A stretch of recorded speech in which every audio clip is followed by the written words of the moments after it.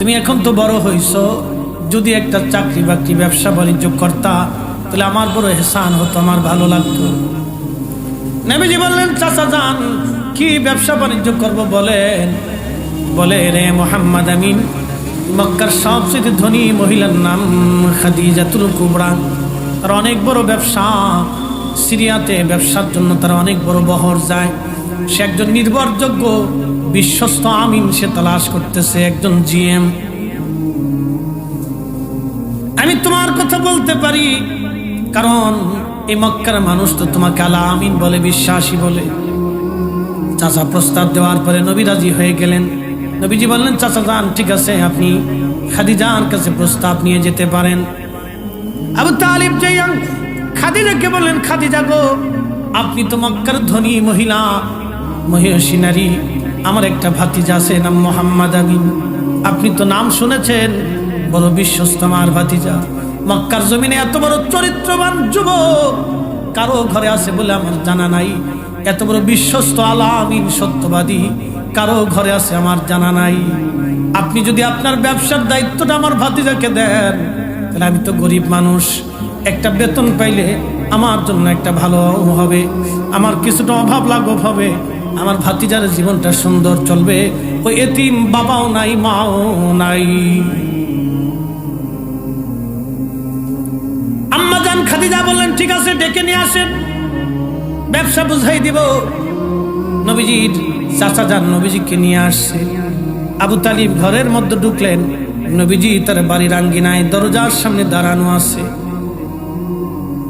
কথাবার্তা বলতে লাগলেন। কই ভাতিজা আপনার? বাহিরে দাঁড়ানো দরজার সামনে। বলেন, কি দরজার সামনে কেন দাঁড়া করায় রাখছেন? জানালার পর্দা সরায় দেখতেছে নবী দাঁড়ানো। নবীর মাথার উপরে একখণ্ড মেঘ দাঁড়াইয়া দাঁড়াইয়া নবীকে ছায়া দিতেছে। আম্মাজানের আর বুঝতে বাকি নাই, এই লোকটা ভবিষ্যতে কোনো না কোনো একটা ব্যাপার সেপার আছে। জ্ঞানী নারী ছিলেন, বুঝতে আর বাকি হয় নাই। সেই দিন আম্মাজান বলেন, হ্যাঁ, আপনার প্রস্তাবে আমি রাজি, দিয়ে দেন, আমার ব্যবসা বুঝাই দেন।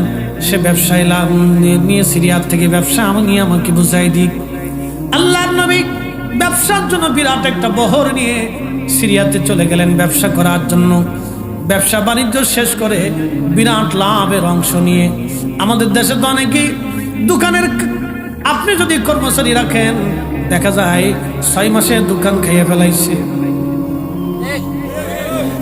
6 মাসে দোকান খাইয়ে লাইছে, দোকান নাই, অর্ধেক মাল চলে গেছে। কই গেছে রে? ওইটারই নেই, শেষ। এই অবস্থা চলতেছে। মানুষকে বিশ্বাস করাটা বড় মুশকিল। অন্ধকার শূন্য মানুষকে হেদায়েতের রাস্তা দেখানোর জন্য রাসূল দুনিয়াতে এসেছেন। আল্লাহর নবী প্রচুর পরিমাণে লভ্যাংশ ব্যবসা মুনাফা নিয়ে ফিরে চলে আসলেন। আম্মাজান খাদিজাকে টোটাল বুঝাই দিলেন।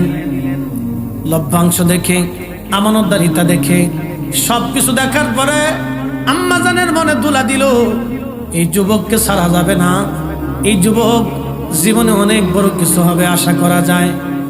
সেদিন আম্মাজান তার বাড়ির পরিচারিকার সঙ্গে পরামর্শ করে, শোনো, আমার তো স্বামী নাই, বিবাহ তো করার দরকার, কিন্তু আমার একজন পুরুষ পছন্দ হয়েছে, মুহাম্মদ আমিনকে আমার পছন্দ হয়েছে। একবার জোরে বলা যাবে কি মারহাবা? মুহাম্মদ আমিনকে পছন্দ হয়েছে আমার। বলেন কি করে প্রস্তাব দেওয়া যায়? আম্মাজান রাসূল করিম সাল্লাল্লাহু আলাইহি সাল্লামকে ডেকে নিয়ে আসলেন। আনার পরে পর্দার আড়াল থেকে বললেন, মুহাম্মদ আমিন, মনে কিছু না করলে একটা কথা বলতে চাই। বলেন, কি বলবেন? খাদিজা, হে বলেন।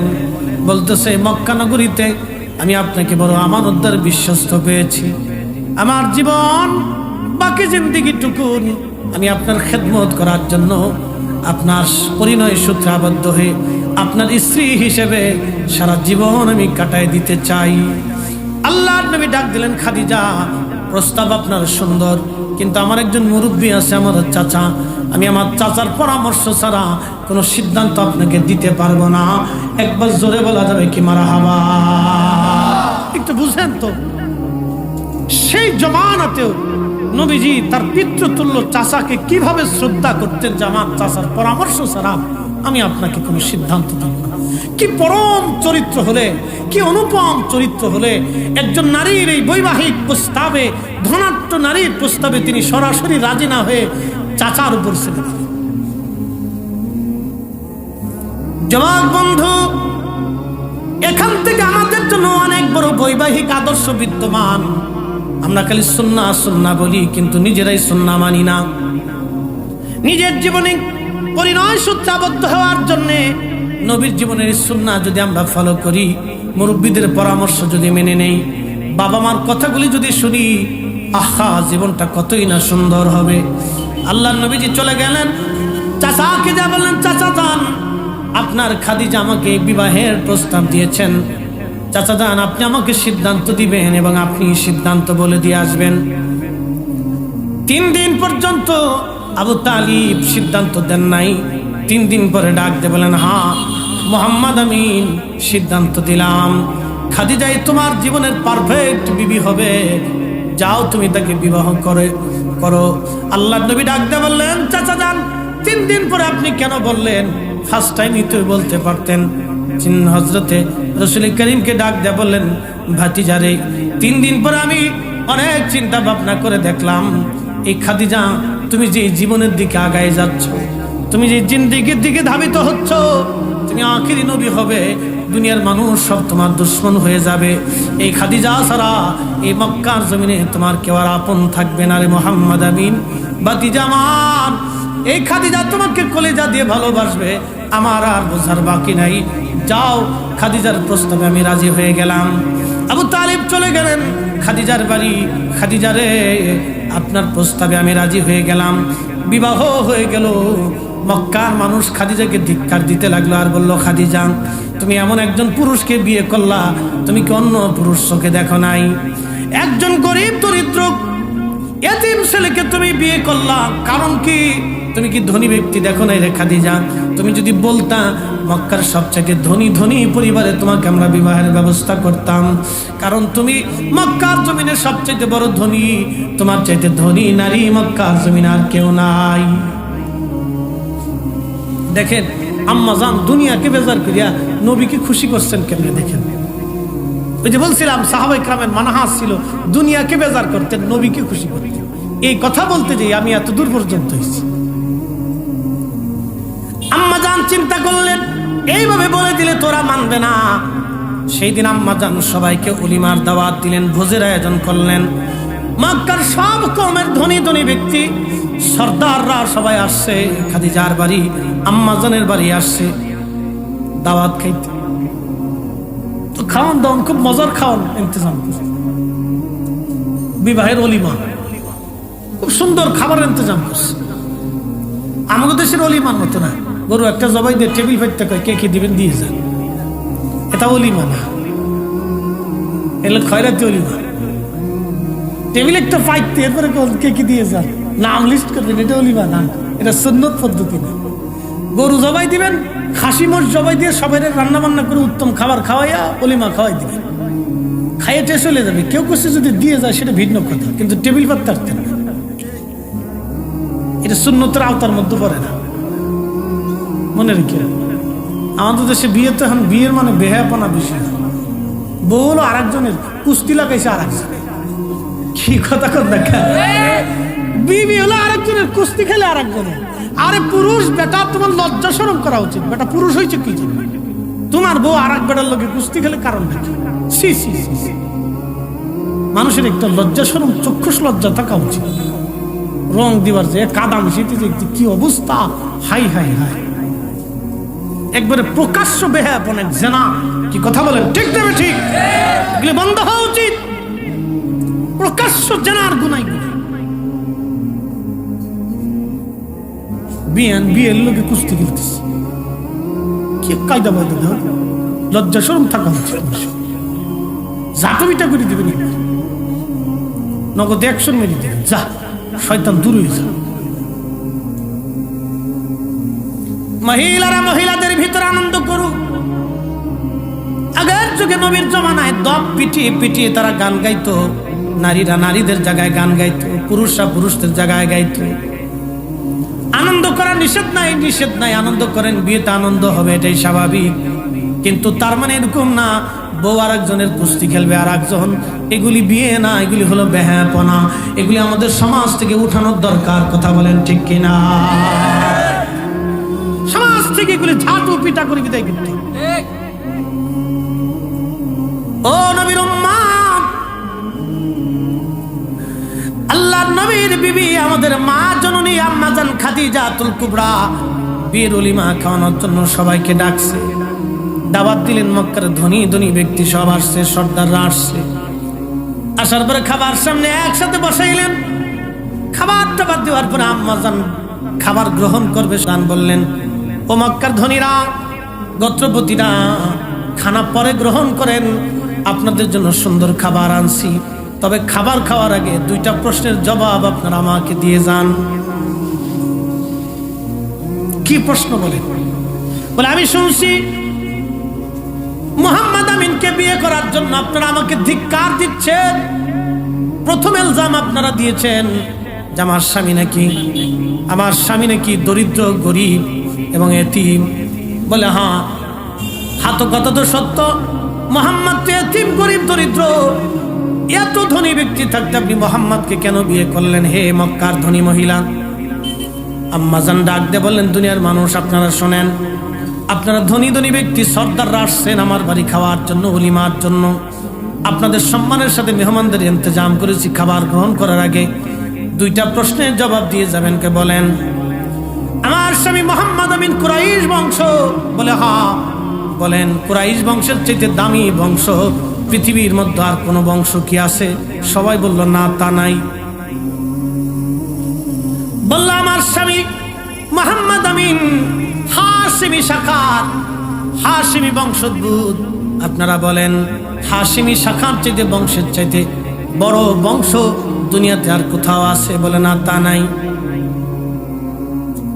আম্মাজান বলেন আমার স্বামী মুহাম্মদ আমিনের মতো এত বড় সত্যবাদী আর এত বড় ইজ্জতওয়ালা, এত বড় সম্মানিত আর এত বড় শিষ্টাচার, এত পবিত্র আর চরিত্রবান যুবক মক্কায় কি কারো ঘরে আসেনি? বলে না, তাও নাই।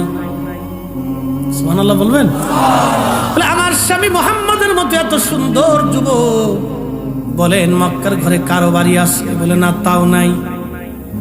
বলে তাহলে বলেন আমার স্বামী কোন দিক থেকে খাটো?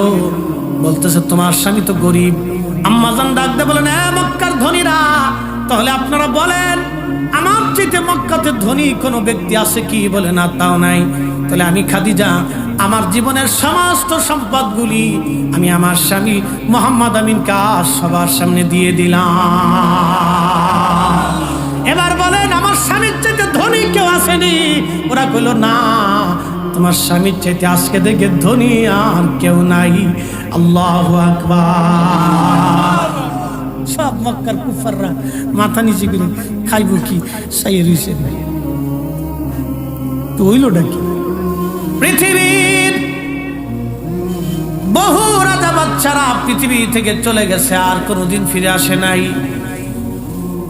বড় বড় রাজা ধীরাজরা কোটি কোটি মানুষের রক্তগুলি চুষে চুষে তারা কবরে চলে গেল, কোনোদিন তারা আর ফিরে আসে নাই। কিন্তু পৃথিবীর মধ্যে কিছু রাজা বাচ্চা ছিল যারা দুনিয়ার মানুষের হৃদয় জয় করেছেন। পৃথিবীর মধ্যে দুইজন বাচ্চা যারা পৃথিবী শাসন করতেন মুসলমানদের মধ্যে, একজন হযরত সুলাইমান আলাইহিস সালাতু ওয়াস সালাম আর একজন হযরতে সেকেন্দার রাহমাতুল্লাহি আলাইহি। ইংরেজিতে বলে দা গ্রেট আলেকজান্ডার, কিন্তু ওনার নাম সেকেন্দার শাহ রাহমাতুল্লাহি আলাইহি। পৃথিবীর অনেক বড় বাদশা ছিলেন। সারা পৃথিবীর এমন কোন জমিন নাই যে জমিন থেকে বাদশা সেকেন্দারের নামে ট্যাক্স না আসতো। পৃথিবীর এমন কোন জমিন নাই রে যে জমিন থেকে সুলাইমান আলাইহিস সালামের দরবারে ট্যাক্স না আসতো। সারা পৃথিবীর বাদশাহী মুসলমানদের মধ্যে আল্লাহ দুইজনকে দিয়েছিলেন। হযরত সিকান্দার রাহমাতুল্লাহ আলাইহি অনেক বড় আল্লাহ ওয়ালা বাদশা ছিলেন। বাদশা হলে হবে কি, দুনিয়ার বাদশা হলে হবে কি, আল্লাহ ওয়ালা ছিলেন, বড় আল্লাহর ভীতি অন্তরের মধ্যে ছিল। যখন তিনি ইন্তেকাল করবেন তখন তিনি সৈন্য সামন্তদেরকে বললেন, ও আমার প্রিয়জনেরা, সুধীজনেরা, আমার ইন্তেকালের পরে তোমরা আমার হাতটা বাহিরে রাখবে, আর শোনো, আমার সোনা দানাগুলি আমার কফিন যারা বহন করে নিয়ে যাবে, সোনা দানা টাকা পয়সাগুলি তাদের পায়ের নিচে ছিটাই দিবে।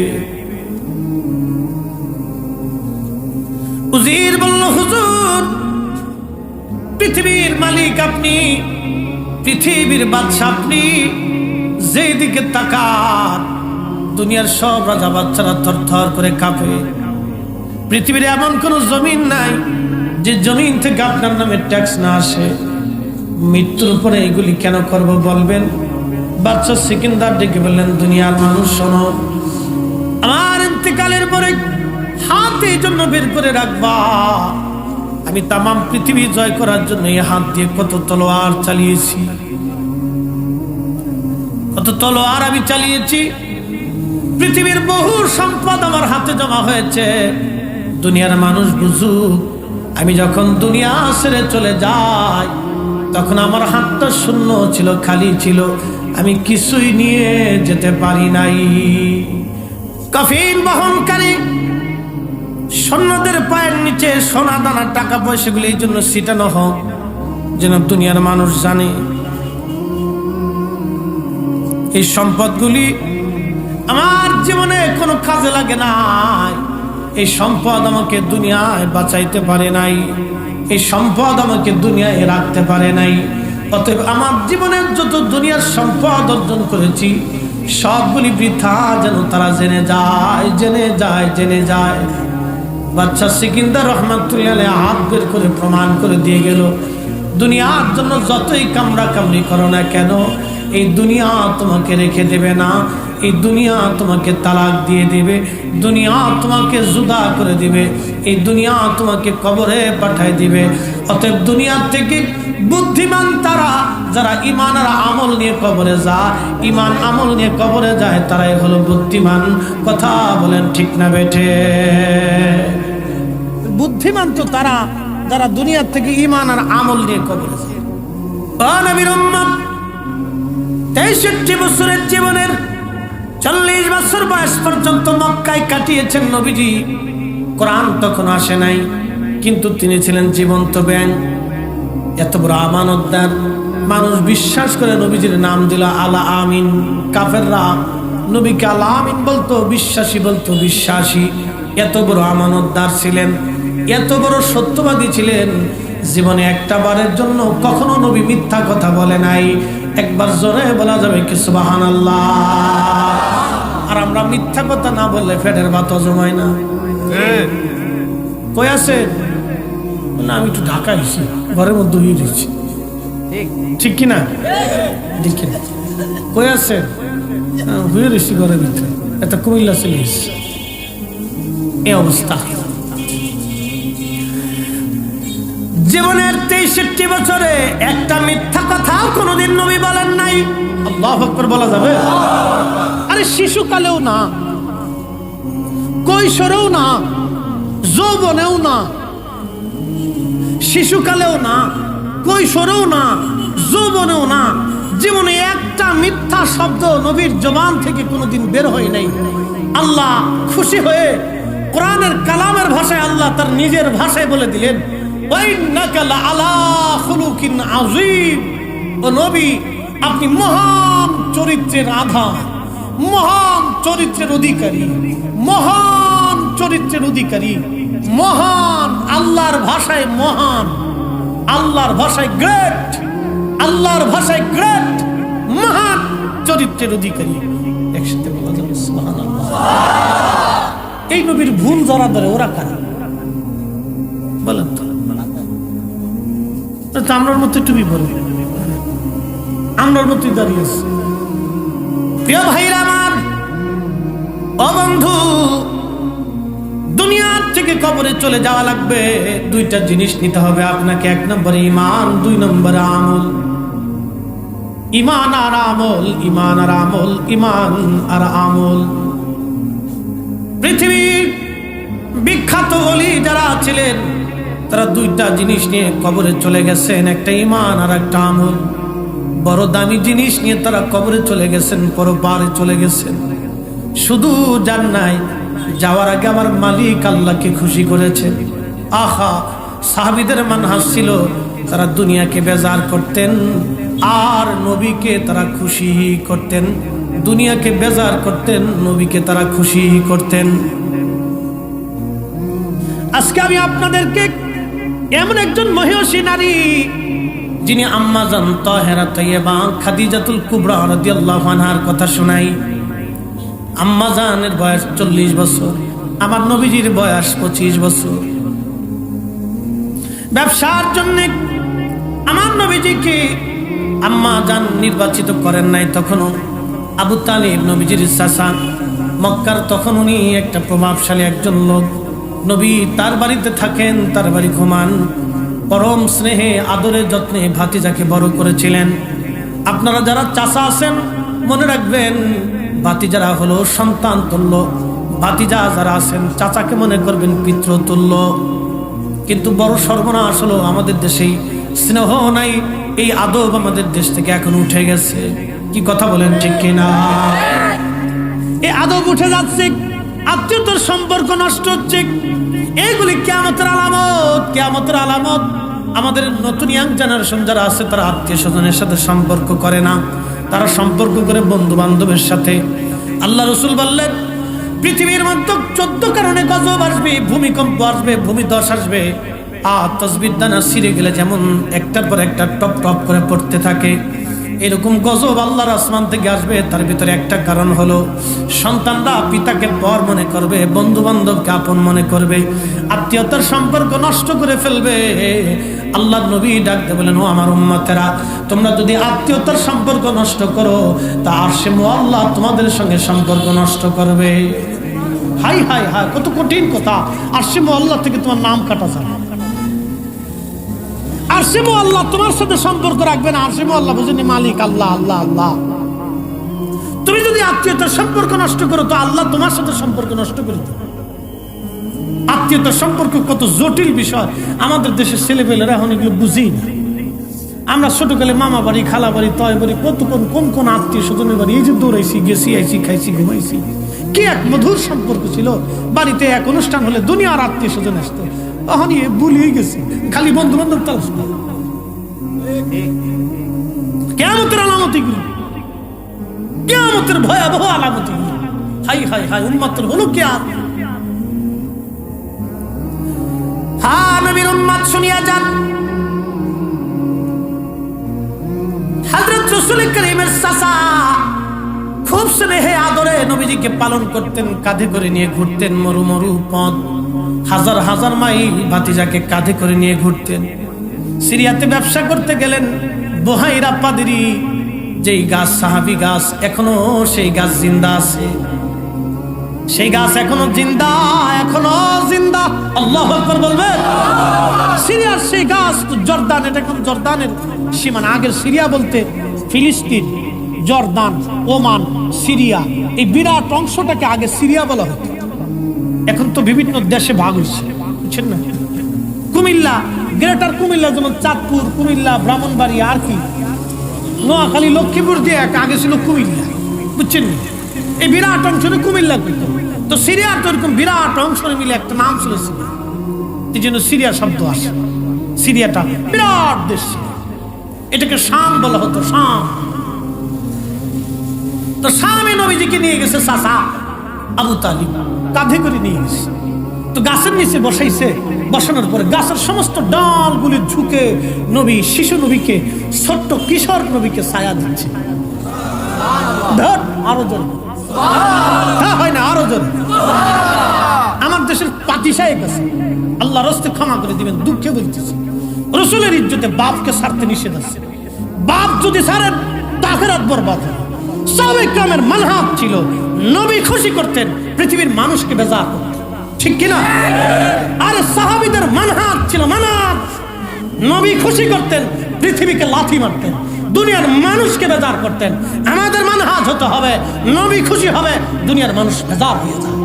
ঠিক কিনা? হয় বেজার, তাতে কি আসে?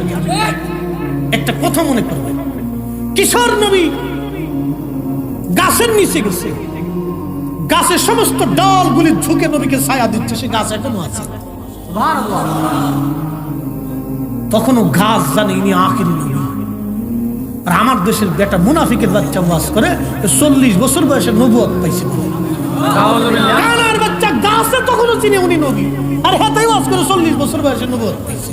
দেশে কত কানার জন্ম হয়েছে বলে চিন্তা করেন। আপনারা বলবেন হুজুর আপনি বেশি বলতেছেন। না, বেশি বলতেছেন, আপনার বিবেক কি বলে বলেন? একটা গাছ, একটা সৃষ্টি তখনও জানে ইনি আখিরি নবী, আখিরি নবী। ঝুঁকে যে নবীকে তাজিমের সাথে ছায়া দিচ্ছে, যাতে নবীর কষ্ট হয়। আর কোরআন হাদিস বইলে আমার দেশের মোল্লাগুলি কয় নবী 40 বছরে নবুয়ত পেয়েছে। দেশে কত গর্ধব আর গাধার জন্ম হয়েছে জানি না ভাই। আমরা বললে কয় আপনার অতিরিক্ত কথা বলেন। অতিরিক্ত বললে বলেন গাছের এটা মিথ্যা বলেন, দেখি কলিজার মধ্যে সাহস কদ্দুর আছে। বাপের বেটা তখন দেখা যাবে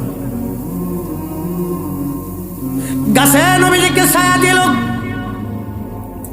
বহাইরা পাত্রী এই দৃশ্যখানা দেখার পরে আর বোঝার বাকি নাই। ডাক দিয়ে বললেন তোমাদের কাফেলার সর্দারকে? বলে আমার নাম আবু তালিব। বলতেছে আপনি এই শিশু মোহাম্মদের চাচা? বলে হ্যাঁ। শিশুর বাবার নাম আব্দুল্লাহ, বাবা মারা গেছে? বলে হ্যাঁ। মার নাম আমেনা? বলে হ্যাঁ। কি করে আপনি জানলেন? বলে আমি পাদ্রী বুহাইরা। শোনেন আবু তালিব, তাড়াতাড়ি এই শিশু নবী মুহাম্মদকে নিয়ে বাড়ি ফিরে চলে যান। যদি শামের ইহুদিরা জানে যিনি আখিরি নবী, মেরে ফেলে দেওয়ার জন্য চেষ্টা করবে, কারণ উনি আখিরি নবী। আমি তাওরাত আর জবুর ইনজিলের নিদর্শন অনুযায়ী এই গাছ তাকে ছায়া দিয়েছে, উনি আখিরি নবী। এইখানে রাখবেন না, তাড়াতাড়ি নিয়ে চলে যান। একবার জোরে বলা যাবে কি মারহাবা? সে গাছ এখনো জিন্দা, নবীর নবুয়তের সাক্ষী নিয়ে সে গাছ এখনো জিন্দা, সেই গাছ এখনো জিন্দা আছে। নবী চিনে যাবে, নবী চিনে কবর যাবে, নবী বুঝে কবর যাবে। তর্ক করে না, ঝগড়া করে না। তর্ক করে ঝগড়া করে নবী পাওয়া যায় না।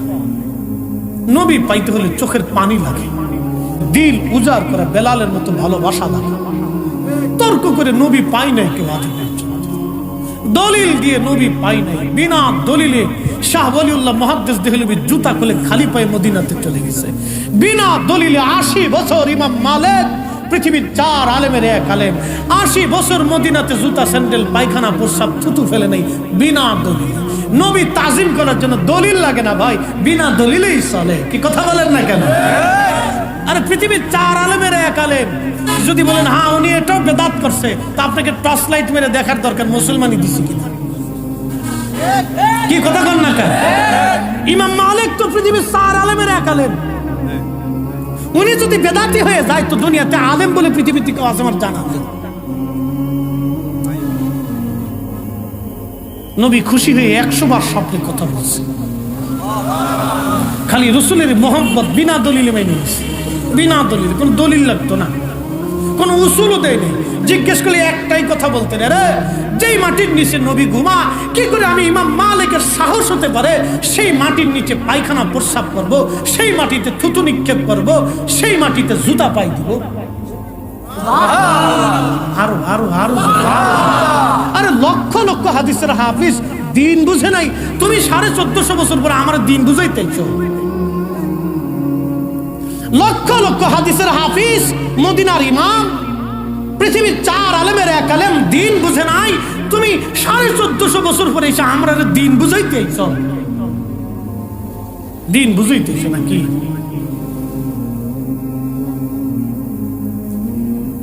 মুসলমান পাদ্রী বুহাইরা বলেন আবু তালিব তাড়াতাড়ি নিয়ে যান, এই নবী এখানে রাখবেন না, উনি আখিরি নবী। আবু তালিব বুঝে ফেলছে না আর শিশু নবীকে রাখা যাবে না। আবার সে কাঁধে করে কোলে করে গোসল করানো থেকে শুরু করে ভাতিজার আদরের কোনো শেষ ছিল না। কিন্তু আবু তালিবের জীবনের একটা ভুল ছিল। ইন্তেকালের সময় নবীজি বললেন, চাচা যান, একটা বার আপনি কালেমার সাক্ষ্য দিয়ে যান, শুধু একটা বার আপনি বলে দেন, একটা বার আমার কানে কানে একটু শব্দ করে বলে যান, তাও কিয়ামতের ময়দানে আমি আল্লাহর সামনে দাঁড়াই যাব। একটা শব্দ আপনি বলে যান। খালি একটা কথা বলছিলেন, মরণের সময় কানে কানে যদি বলি তো মক্কার মানুষ কি বলবে? আহ, ইমাম সুয়ুতি রাহিমাহুল্লাহ ৭৫ বার নবীকে স্বপ্ন দেখেছেন। উনি একটা কিতাব লিখছেন, আল হাবি লিল ফতওয়া আল মুজাল্লাদুস সানি মাসালিকুল হুনাফা বিওয়ালিদাই মুস্তাফা। নবীজির আব্বা আম্মা দুইজন জান্নাতি ছিলেন। এই জান্নাতি ছিলেন এই ব্যাপারে উনি একটা কিতাব লিখেছেন। একবারে বলা যাবে না মারহাবা? আর আমার দেশে বুকে হাত বেঁধে নামাজ পড়ে ওরা কেন নবীর আব্বা আম্মা জাহান্নামে চলে গেছে। ৫৫০ বছর আগে ইমাম তিনি কিতাব লিখছে রাসূলের আব্বা আম্মা জান্নাতি, অসংখ্য দলিল দিয়েছে, অসংখ্য দলিল দিয়েছে। কয়টা দলিলের কথা বলবেন? হ্যাঁ, ব্যাখ্যার পর ব্যাখ্যা দিয়েছেন, দলিলের পর দলিল দিয়ে সাবমিট করেছেন রাসূলের আব্বা আম্মা জান্নাতি। শেষ পর্যন্ত এটাও লিখেছেন, হে নবীর উম্মত, যদি আমার এই তাখরিজ, আমার এই ব্যাখ্যা আপনাদের পছন্দ না হয় তাহলে অন্তত পক্ষে আপনারা চুপ থাকবেন, বলবেন না রাসূলের আব্বা আম্মা জাহান্নামী, কথা থেকে আপনারা বিরত থাকবেন, চুপ থাকার চেষ্টা করবেন। চুপ রইল কোথায়? ওরা ইউটিউবে ভিডিওতে এই ন্যাক্কারজনক কথা বলে বলে এই উম্মতকে, কত উম্মতকে জাহান্নামী বানাচ্ছে তার হিসাব নেই। হাসতে হাসতে মুসলমান জাহান্নামে চলে যাচ্ছে। আমরা প্রতিবাদ করলে আমরা বেদাতি হয়ে যাই, পীর পূজারি হয়ে যাই, মাজার পূজারি হয়ে গেছি। প্রতিবাদ করলে আমরা বেদাতি হয়ে গেছি, মাজার পূজারের পীর পূজারি হয়ে গেছি। প্রতিবাদ ও নবীর উম্মত, আল্লাহর নবী কেঁদে কেঁদে বলেন, উম্মত রে, আমার চাচা জানকে আল্লাহ রাব্বুল আলামিন সবচাইতে জাহান্নামের ছোট্ট আযাব দিবে। পায়ের ভিতরে একটা খরম পরানো হবে, আগুনের খরম। আগুনের খরমটার কারণে মাথার মগজগুলি গলে গলে যাবে। আহা, জাহান্নামের সবচাইতে নিম্ন আযাব নবীজির চাচাকে দেওয়া হবে। কারণ কি জানেননি? নবী ভালোবাসার জন্যে, নবী ভালোবাসার জন্যে। একবার জোরে বলা যাবে কি মারহাবা?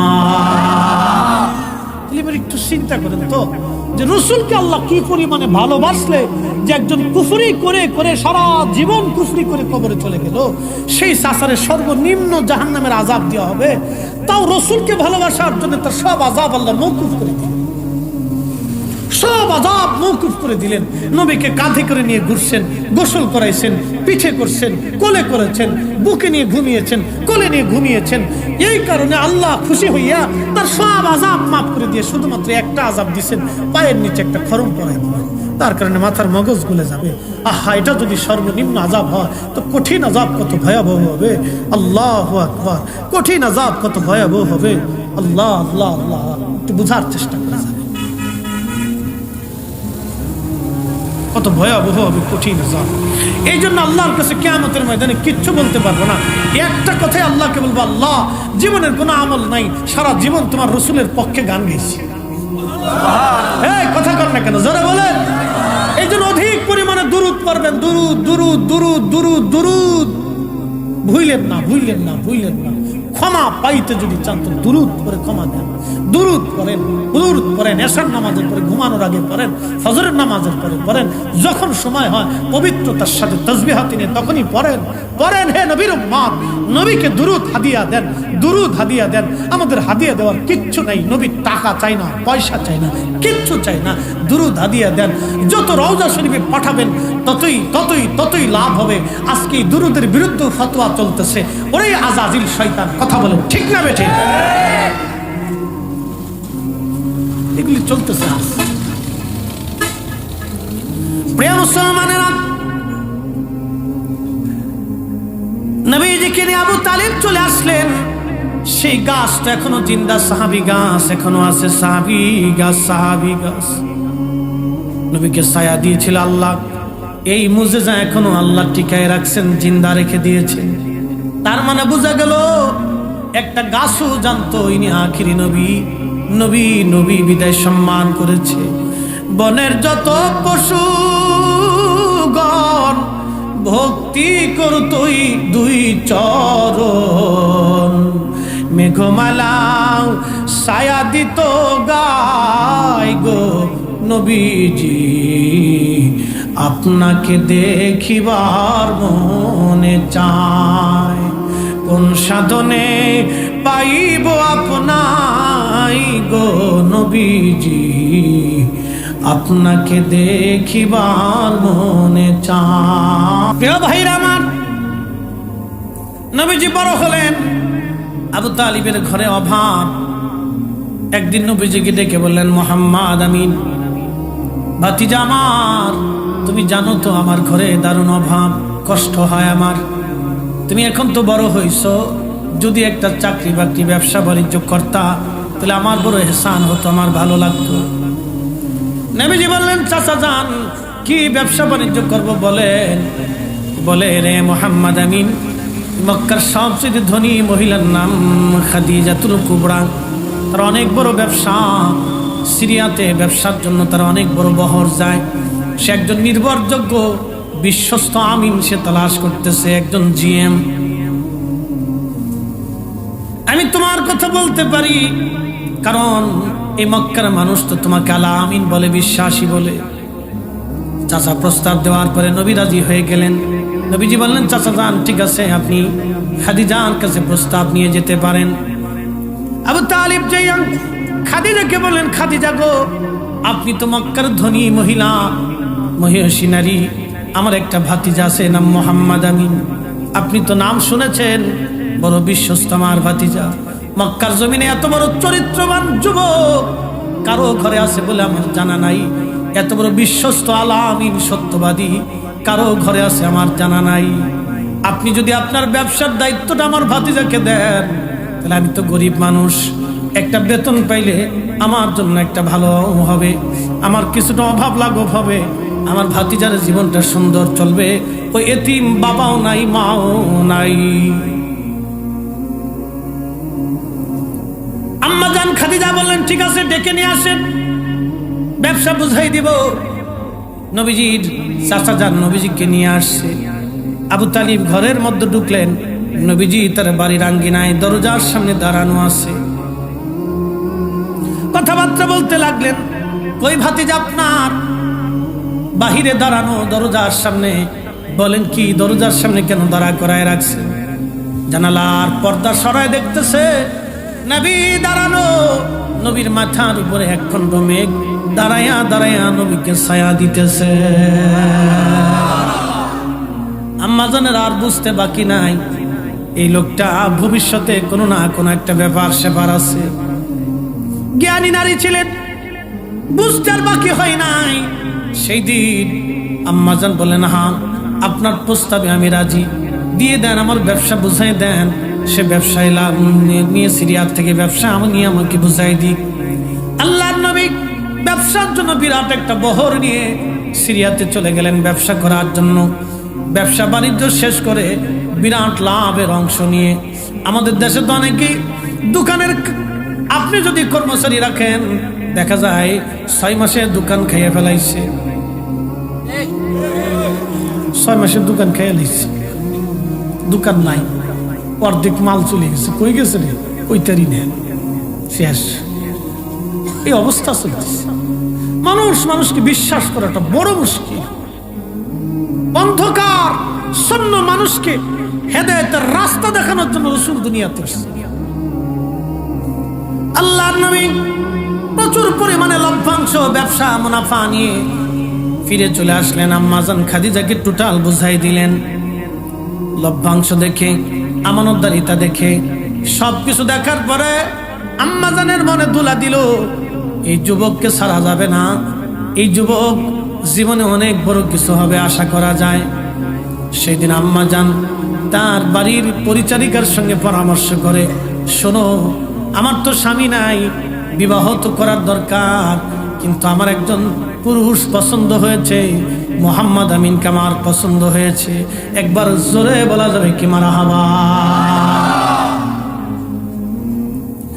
মোহাম্মদ আমিনকে পছন্দ হয়েছে আমার, কি করে প্রস্তাব দেওয়া যায়। আম্মা জান রাসূল করিম সাল্লাল্লাহু আলাইহি সাল্লামকে ডেকে নিয়ে আসলেন। আনার পরে পর্দার আড়াল থেকে বললেন, মুহাম্মদ আমিন, মনে কিছু না করলে একটা কথা বলতে চাই। বলেন, কি বলবেন? খাদিজা, হে বলেন। বলতেছে, মক্কা নগরীতে আমি আপনাকে বড় আমানতদার বিশ্বস্ত পেয়েছি। আমার জীবন বাকি জিন্দেগিটুকুন আমি আপনার খেদমত করার জন্য আপনার পরিণয় সূত্রে আবদ্ধ হয়ে আপনার স্ত্রী হিসেবে সারা জীবন আমি কাটায় দিতে চাই। আল্লাহর নবী ডাক দিলেন, খাদিজা, প্রস্তাব আপনার সুন্দর, কিন্তু আমার একজন মুরব্বী আছে, আমার চাচা। আমি আমার চাচার পরামর্শ ছাড়া কোনো সিদ্ধান্ত আপনাকে দিতে পারবো না। একবার জোরে বলা যাবে কি মারহাবা? একটু বুঝেন তো, সেই জমানাতেও নবীজি তার পিতৃতুল্য চাচাকে কিভাবে শ্রদ্ধা করতেন যে আমার চাচার পরামর্শ ছাড়া আমি আপনাকে কোনো সিদ্ধান্ত দিব না। কি পরম চরিত্র হলে, কি অনুপম চরিত্র হলে একজন নারীর এই বৈবাহিক প্রস্তাবে, ধনাঢ্য নারীর প্রস্তাবে তিনি সরাসরি রাজি না হয়ে চাচার উপর ছেড়ে দিলেন। যুবক বন্ধু, এখান থেকে আমাদের জন্য অনেক বড় বৈবাহিক আদর্শ বিদ্যমান। আমরা খালি সুন্নাহ সুন্নাহ বলি, কিন্তু নিজেরাই সুন্নাহ মানি না। নিজের জীবনে পরিণয় সূত্রে আবদ্ধ হওয়ার জন্য নবীর জীবনের সুন্নাহ যদি আমরা ফলো করি, মুরব্বীদের পরামর্শ যদি মেনে নেই, বাবা মার কথাগুলি যদি শুনি, আহা, জীবনটা কতই না সুন্দর হবে। আল্লাহর নবীজি চলে গেলেন, চাচাকে যা বললেন, চাচা যান, আপনার খাদিজা আমাকে বিবাহের প্রস্তাব দিয়েছেন। চাচা যান, আপনি আমাকে সিদ্ধান্ত দিবেন এবং আপনি সিদ্ধান্ত বলে দিয়ে আসবেন। 3 দিন পর্যন্ত আবু তালিব সিদ্ধান্ত দেন নাই। 3 দিন পরে ডাক দিয়ে বলেন, হ্যাঁ মুহাম্মদ আমিন, সিদ্ধান্ত দিলাম, খাদিজাই তোমার জীবনের পারফেক্ট বিবি হবে। যাও, তুমি তাকে বিবাহ করো। আল্লাহর নবী ডাক দিয়ে বললেন, চাচা যান, 3 দিন পরে আপনি কেন বললেন? ফার্স্ট টাইমই তো বলতে পারতেন। হযরতে রাসূল করিমকে ডাক দিয়ে বললেন, ভাতিজারে, 3 দিন পরে আমি অনেক চিন্তা ভাবনা করে দেখলাম, এই খাদিজা, তুমি যে জীবনের দিকে আগায় যাচ্ছ, তুমি যে জিন্দেগির দিকে ধাবিত হচ্ছ, তুমি আখিরি নবী হবে, দুনিয়ার মানুষ সব তোমার দুশমন হয়ে যাবে। এই খাদিজা ছাড়া এই মক্কার জমিনে তোমার কেউ আর আপন থাকবে না রে মুহাম্মদ আমিন। ভাতিজা আমার, এই খাদিজা তোমাকে কলেজা দিয়ে ভালোবাসবে, আমার আর বোঝার বাকি নাই। যাও, খাদিজার প্রস্তাবে আমি রাজি হয়ে গেলাম। আবু তালিব চলে গেলেন খাদিজার বাড়ি। খাদিজা রে, আপনার প্রস্তাবে আমি রাজি হয়ে গেলাম। বিবাহ হয়ে গেল। মক্কার মানুষ খাদিজাকে ধিক্কার দিতে লাগলো আর বলল, খাদিজা, তুমি এমন একজন পুরুষকে বিয়ে করলা, তুমি কি অন্য পুরুষ চোখে দেখো নাই? একজন গরিব দরিদ্র এতিম ছেলেকে তুমি বিয়ে করলা, কারণ কি? তুমি কি ধনী ব্যক্তি দেখো নাই রে খাদিজা? তুমি যদি বলতা মক্কার সবচেয়ে ধনী পরিবারে তোমাকে আমরা বিবাহের ব্যবস্থা করতাম, কারণ তুমি মক্কার জমিনের সবচেয়ে বড় ধনী। তোমার চাইতে ধনী নারী মক্কার জমিন আর কেউ নাই। দেখেন আম্মা জান দুনিয়াকে বেজার করিয়া নবীকে খুশি করছেন কেমনে। দেখেন, ওই যে বলছিলাম সাহাবায়ে কেরামের মানহাজ ছিল, দুনিয়াকে বেজার করতেন, নবীকে খুশি করতেন। এই কথা বলতে যাই আমি এত দূর পর্যন্ত এসেছি। আম্মা জান চিন্তা করলেন, এইভাবে বলে দিলে তোরা মানবে না। সেই দিন আম্মা জান সবাইকে ওলিমার দাওয়াত দিলেন, ভোজের আয়োজন করলেন। মক্কার সব কওমের ধনী ব্যক্তি, সর্দাররা সবাই আসছে খাদিজার বাড়ি, আম্মা জানের বাড়ি আসছে দাওয়াত খাইতে। তো খাওয়ান দাওয়ান খুব মজার খাওয়ান ইন্তজাম করছে, বিবাহের ওলিমা, খুব সুন্দর খাবার ইন্তজাম করছে। আমাদের দেশের ওলিমার মতো না, গরু একটা জবাই দিয়ে টেবিল ফাইতে কয় কে কি দিবেন দিয়ে যান, এটা ওলিমা না, এলো খয়রাতি ওলিমা। টেবিল একটা ফাইতে এরপরে কে কি দিয়ে যান, নাম লিস্ট করবেন, এটা ওলিমা না, এটা সুন্নত পদ্ধতি না। গরু জবাই দিবেন, খাসি মোষ জবাই দিয়ে সবাই রান্না বান্না করে উত্তম খাবার খাওয়াইয়া ওলিমা খাওয়াই দিবেন, খাইয়ে টেস্ট চলে যাবে। কেউ কিছু যদি দিয়ে যায় সেটা ভিন্ন কথা, কিন্তু টেবিল পাততে আসতেন না, এটা সুন্নতের আওতার মধ্যে পড়ে না। মনে রেখে, আমাদের দেশে বিয়ে তো এখন বিয়ের মানে বেহায়াপনা বেশি। বউ হলো আরেকজনের, কুস্তি লাগাইছে আরেকজন, কি কথা কর দেখা, বিবি হলো আরেকজনের, কুস্তি খেলে আরেকজনের। আরে পুরুষ বেটা, তোমার লজ্জা শরম করা উচিত। বেটা পুরুষ হয়েছে কি যে তোমার বউ আর এক বেটার লোকে কুস্তি খেলে কারণ নাকি? সি সি সি। মানুষের একটা লজ্জা শরম, চক্ষুষ লজ্জা থাকা উচিত। রং দিবার যে কাদা মিশিতে যে কি অবস্থা, হাই হাই হাই, একবারে প্রকাশ্য বেহায়াপনা, জেনা। কি কথা বলেন, ঠিক না ঠিক? এগুলো বন্ধ হওয়া উচিত। প্রকাশ্য জেনার গুনাই বিয়ের লোকে কুস্তি খেলতেছে, কি কায়দা বায়দা না? লজ্জা শরম থাকা উচিত। জাটবিটা করে দিবেন, নগদ 100 মেরে দিবেন, যা শয়তান দূর হয়ে যা। মহিলারা মহিলাদের ভিতরে আনন্দ করুক। আগের যুগে নবীর জমানায় দপ পিটিয়ে পিটিয়ে তারা গান গাইতো। নারীরা নারীদের জায়গায় গান গাইতো, পুরুষরা পুরুষদের জায়গায় গাইতো। আনন্দ করার নিষেধ নাই, নিষেধ নাই, আনন্দ করেন, বিয়েতে আনন্দ হবে, এটাই স্বাভাবিক। কিন্তু তার মানে এরকম না বউ আর একজনের কুস্তি খেলবে আর একজন, এগুলি বিয়ে না, এগুলি হলো বেহায়াপনা। এগুলি আমাদের সমাজ থেকে উঠানোর দরকার। কথা বলেন ঠিক কিনা? সমাজ থেকে এগুলি ঝাঁটু পিটা করে বিদায় করতে। ও নবীর উম্মাত, আল্লাহর নবীর বিবি আমাদের মা জননী আম্মা জান খাদিজাতুল কুবরা বিয়ের ওলিমা খাওয়ানোর জন্য সবাইকে ডাকছে, দাওয়াত দিলেন। মক্কার ধনী ধনী ব্যক্তি সব আসছে, সর্দাররা আসছে। আসার পরে খাবার সামনে একসাথে বসাইলেন। খাবার টাবার দেওয়ার পরে আম্মা জান খাবার গ্রহণ করবে। সান বললেন, ও মক্কার ধনীরা, গোত্রপতিরা, খানা পরে গ্রহণ করেন, আপনাদের জন্য সুন্দর খাবার আনছি। তবে খাবার খাওয়ার আগে 2টা প্রশ্নের জবাব আপনারা আমাকে দিয়ে যান। কি প্রশ্ন? বলে আমি শুনছি মুহাম্মদ আমিনকে বিয়ে করার জন্য আপনারা আমাকে ধিক্কার দিচ্ছেন। প্রথম ইলজাম আপনারা দিয়েছেন যে আমার স্বামী নাকি দরিদ্র, গরিব এবং এতিম। বলে হ্যাঁ, তো কথা তো সত্য। মুহাম্মদ তো এতিম, গরিব, দরিদ্র। এত ধনী ব্যক্তি থাকতে আপনি মুহাম্মদকে কেন বিয়ে করলেন হে মক্কার ধনী মহিলা? আম্মা জান ডাক দিয়ে বললেন, দুনিয়ার মানুষ আপনারা শোনেন, আপনারা ধনী ধনী ব্যক্তি, সর্দাররা আসছেন আমার বাড়ি খাওয়ার জন্য, ওলিমার জন্য। আপনাদের সম্মানের সাথে মেহমানদের ইন্তজাম করেছি। খাবার গ্রহণ করার আগে 2টা প্রশ্নের জবাব দিয়ে যাবেন। কে বলেন? আমার স্বামী মুহাম্মদ আমিন কুরাইশ বংশ। বলে হ্যাঁ। বলেন, কুরাইশ বংশের চাইতে দামি বংশ পৃথিবীর মধ্যে আর কোন বংশ কি আছে? সবাই বলল না, তা নাই। বলল, আমার স্বামী মুহাম্মদ আমিন হাশিমি শাখার, হাশিমি বংশোদ্ভূত। আপনারা বলেন, হাশিমি শাখার চাইতে, বংশের চাইতে বড় বংশ দুনিয়াতে আর কোথাও আছে? বলে না, তা নাই। আম্মা জান বলেন আমার স্বামী মুহাম্মদ আমিনের মতো এত বড় সত্যবাদী আর এত বড় ইজ্জতওয়ালা, এত বড় সম্মানিত আর এত বড় শিষ্টাচার, এত পবিত্র আর চরিত্রবান যুবক মক্কায় কি কারো ঘরে আসেনি? বলে না, তাও নাই।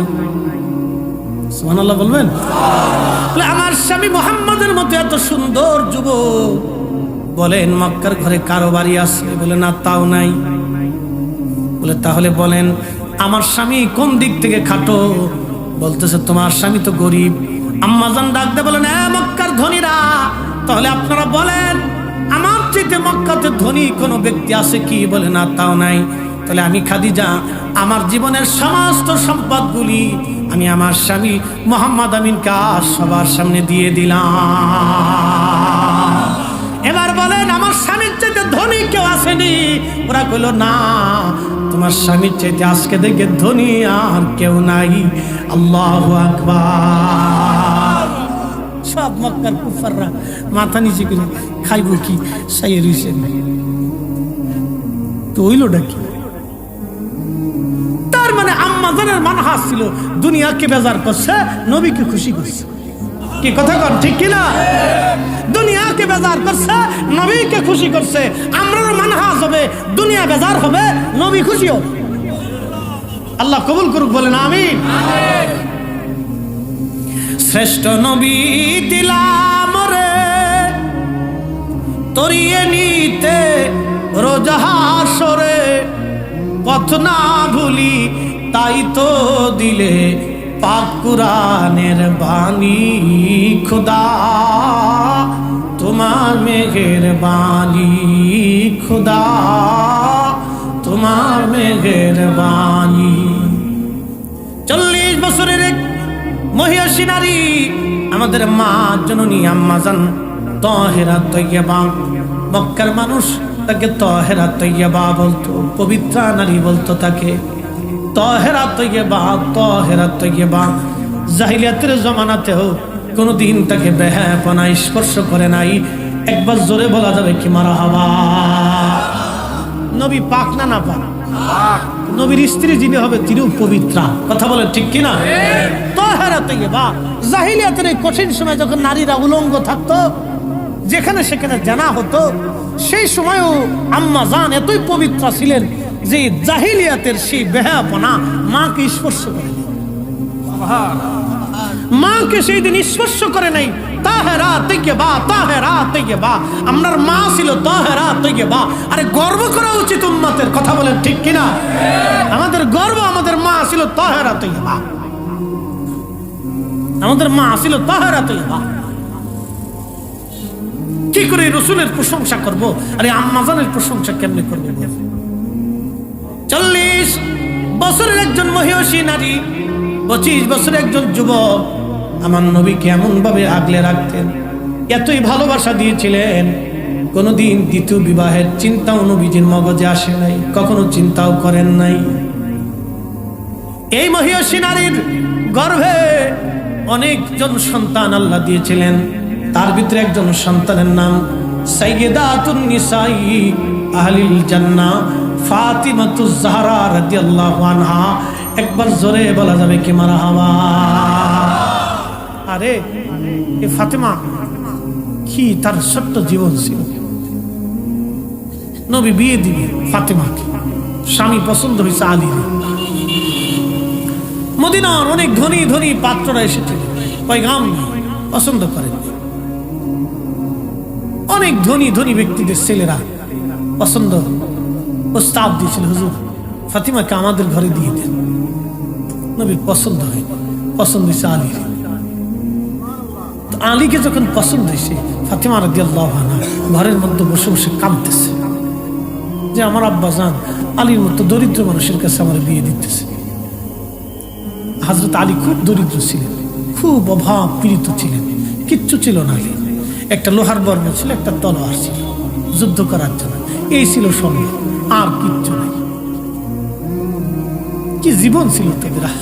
একটা তলোয়ার ছিল আর একটা লোহার এই যে পোশাক আছে যুদ্ধের জন্য, একটা ঢাল ছিল, এটাই ছিল।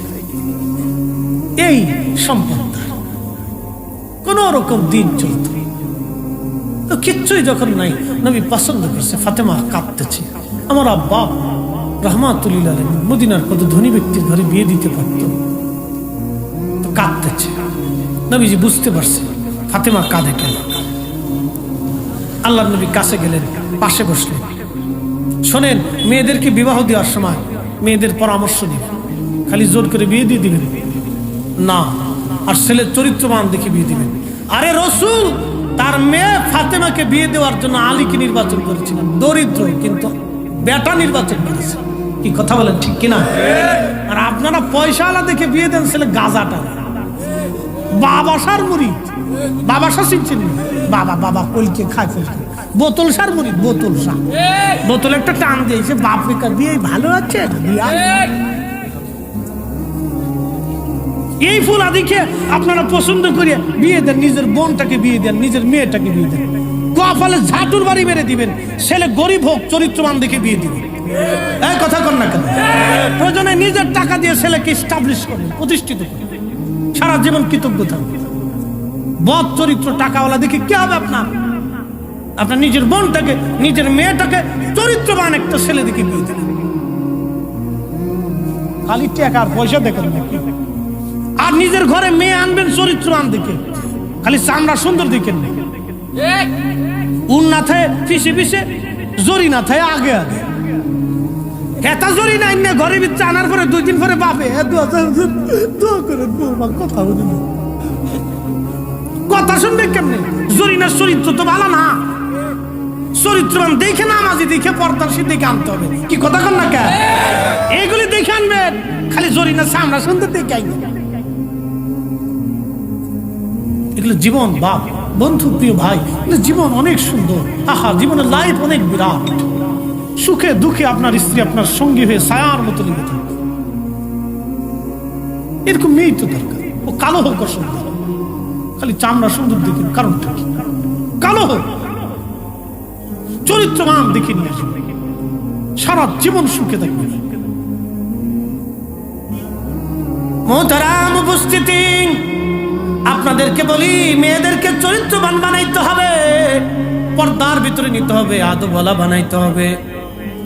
আমি আমার মা বোনদেরকে বলে দিয়ে যাব।